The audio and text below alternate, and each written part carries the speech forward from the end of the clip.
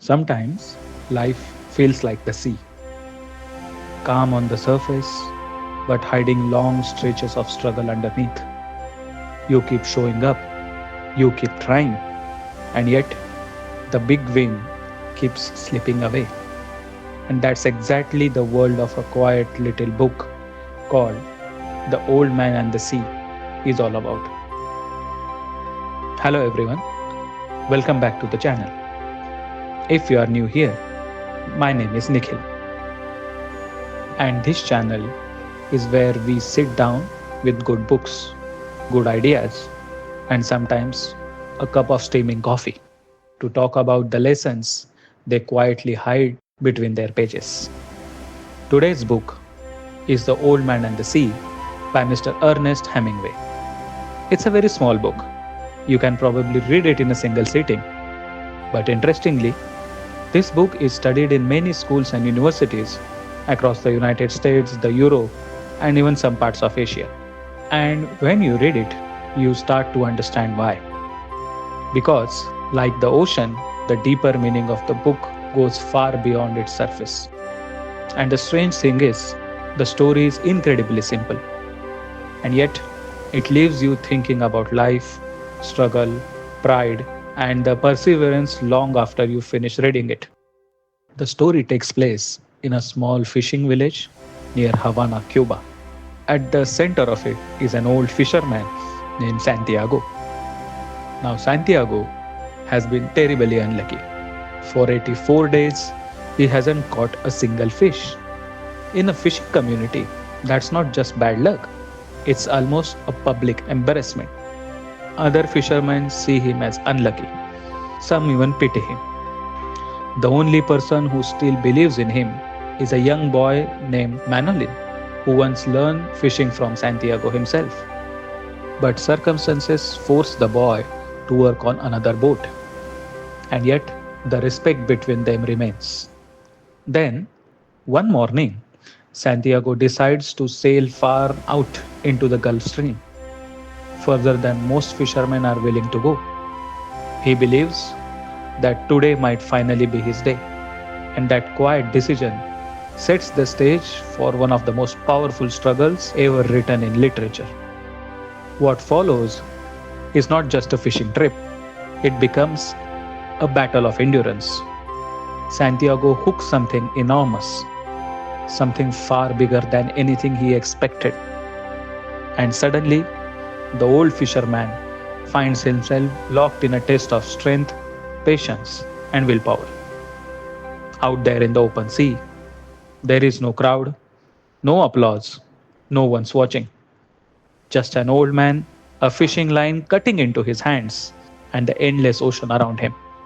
What makes this part of the story powerful is not just the struggle itself, it's how Santiago thinks during the struggle. He talks to the fish, he talks to the sea, sometimes he even talks to himself. And through those thoughts, we see something beautiful. He respects the fish, he admires its strength. This is not a fight driven by anger or greed. It's almost like two warriors testing each other with quiet dignity. Santiago knows he is old. His body hurts. His hands are wounded. But he refuses to give up. Not because he wants to prove something to others, but because this is who he is, a fisherman who keeps going. On the surface, this book is about fishing. But Hemingway rarely writes just about what is visible. Almost every element in this story carries a deeper meaning. The sea feels like the life itself, beautiful, unpredictable, and often indifferent.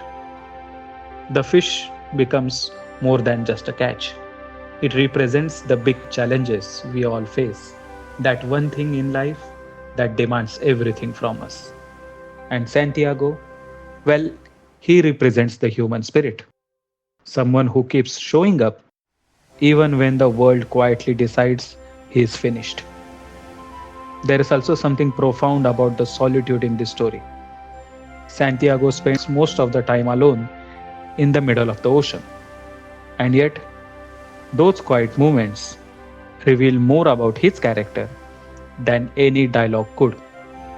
Sometimes life's most important battles are fought like that, silent with no witnesses, just you and the test in front of you. One of the most powerful lines from this book is, "A man can be destroyed but not defeated." And that line captures the heart of the entire story. Because in life, victory doesn't always look like winning. Sometimes the real victory is refusing to surrender your spirit. Santiago may be old, he may be unlucky, but he refuses to stop being what he has always been, a fisherman, someone who goes back to the sea, someone who tries again. And maybe that's the lesson Hemingway leaves us with. Life will test you, it will exhaust you, it will humble you. But the real question is never, do you win? The real question is, do you keep going with the dignity? Because sometimes the greatest triumph is simply not giving up on who you are. The Old Man and the Sea is not a loud book. It does not shout its lesson. Instead, it feels like sitting quietly beside an old fisherman, listening to the waves and realizing that resilience often speaks in whispers.